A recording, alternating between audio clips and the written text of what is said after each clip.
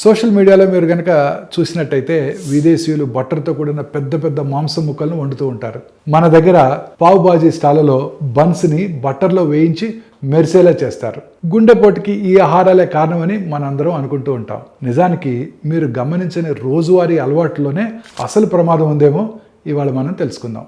గుండెపోటు ఎప్పుడు మాంసం లేదా బట్టర్ మాత్రమే కారణం కాదు. తెల్లటి పంచదార, పిండి పదార్థాలు, చౌకగా దొరికే విత్తన నూనెలు, సిగరెట్ తాగడం లేదా ఎక్కువగా యాంటీ బ్యాక్టీరియల్ మౌత్ వాష్ వాడటం వంటివి హాని చేస్తాయి. ఇవి నైట్రిక్ ఆక్సైడ్ అనే ఒక సమ్మేళనాన్ని తగ్గిస్తాయి.